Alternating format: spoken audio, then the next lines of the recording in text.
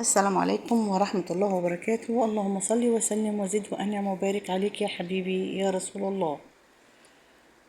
هنعمل مع بعض النهاردة إن شاء الله شوية مخبوزات هنملي بيتنا خير. ده معايا كيلو من الدقيق، عملت بيه كذا صنف زي ما حضراتكم شايفين. عملت الميني بيتزا، عملت القرص، عملت السندوتشات. زي ما قلت لحضراتكم كيلو من الدقيق، حطيت عليه باكت من الخميرة ومعلقة من السكر، وحطيت عليهم ملح، وعندي كان لبن قاطع في التلاجة. عايزة تحطي فانيليا حطي، انا بحب احطها في المخبوزات. مش عايزة تحطيها استغني عنها. عندي كوبايتين من لبن لقيتهم قطعوا ورابوا عندي في التلاجة، فرحت جايبة نص كوباية من السمنة، قدحتها وحطيت عليها نصها كمان زيت، ورحت جايبة اللبن من التلاجة على طول عليها. فكده السمنة هتبقى دافية معايا، مش سخنة قوي، مش هتموت الخميرة ولا حاجة زي ما انتوا شايفين. لميت العجينة بتاعتي زي ما انتوا شايفين وسبتها تختمر. سهلة وبسيطة واي حد يعملها وما خدتش وقت والله. عملت بقى القرص الاول، قمت كورتها زي ما انتوا شايفين، قرصتها قرص. عملت كمية من القرص اكتر شوية عشان انا بيحبوها، وعملت شوية السبعة اللي انتوا شايفينهم دول اكبر شوية، ودول ميني بيتزا صغيرة قد الليمونة، في حجم الليمونة. وطبعا معانا صوص الصلصة بتاعت البيتزا اللي هي طماطم او كاتشب، لو عندك ممكن تحطي عليه. هنبدأ بيها بالميني بيتزا الصغيرة، يا دوبك طبطتين صغيرين كده، وهفردها في قلب الصاج. انا حطيت صاج وحطيت ده ورق الحواوشي مش ورق زبدة، بيقوم بالغرض معانا. دوبك رصيتهم كلهم في قلب صاج، وجبت عليهم الصلصة بتاعتي. طبعا ممكن تحطهم كده، وممكن تحط عليهم زيتون وجبنة موتزاريلا او فلفل وطماطم، الحاجة دي ليكي.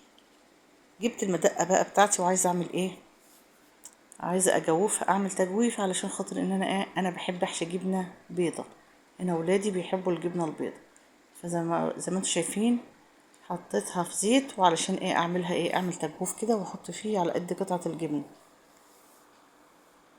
زي ما قلت لك الحشوة دي بتاعتك.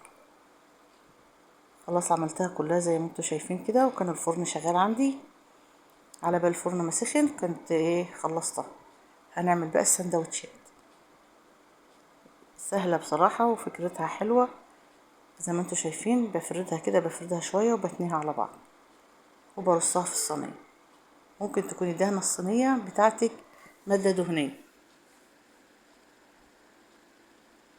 عملتهم كده وما شاء الله، وجبت في الاخر سمسم. ممكن تبلوهم ميه او تدهنها بزبده او بسمنه او بزيت فوقيها زي ما انتوا شايفين. ممكن تدهنها ميه وتحطي عليها السمسم. عايزه تعمليها من غير حاجه خالص، بتبقى برضه زي الفل، بتحمر وتبقى حلوه. عايزه تحطي حبه البركه متاح برضه. الحاجات دي ليكي، هي عجينه واحده عملت منها كذا صنف، وبصراحه كانت جميله وما شاء الله. ريحه الخبيز في البيت ناعمه. خلاص البيتزا كانت طلعت، وانا حطيت سبت دي ترفع شويه، تخمر شويه، على بال ما ما اطلع ما اللي في الفرن يطلع. دي بقى القرص، وططها عادي خالص زي ما انتوا شايفين، وتدورها زي ما انت شايفه، والسمك اللي انت عايزاه، بس ما تخليهاش رقيقه قوي، علشان ما تبقاش ناشفه.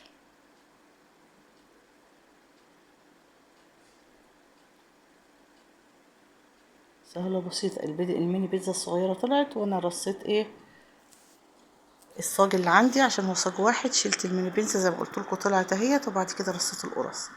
ما شاء الله جميله وحلوه ازاي. والميني بيتزا خلاص طلعت زي ما انتوا شايفين، جميله من فوق ومن تحت، وسهله وبسيطه. في نفس الصاج زي ما قلت لكم رصيت فيها القرص،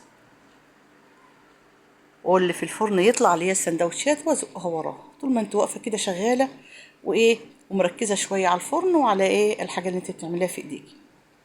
السندوتشات بتاعتنا طلعت زي ما انتوا شايفين. هي سخنه فانا مش عارفه افتحها، اما تبرد ان شاء الله هفتحها معاكم.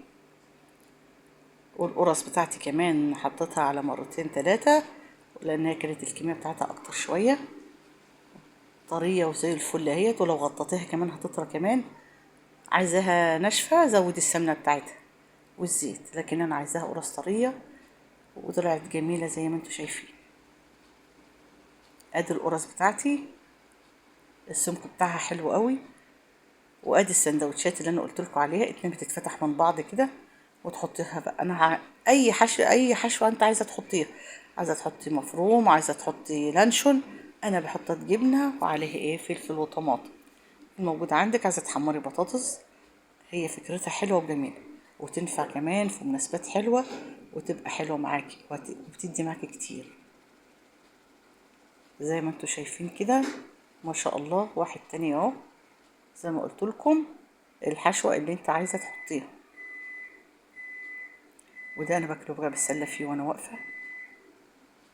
ربنا يحسن ما بين ايدينا وايديكم، وتعملوا الحلو كله لاولادكم. ما تنسوش لو وصلتوا لغايه هنا تصلوا على النبي. اللهم صل وسلم وبارك عليك يا حبيبي يا رسول الله. كيلو دقيق عملت منه كذا صنف، وشكله جميل وحلو وطعمه زي الفل. مع السلامه.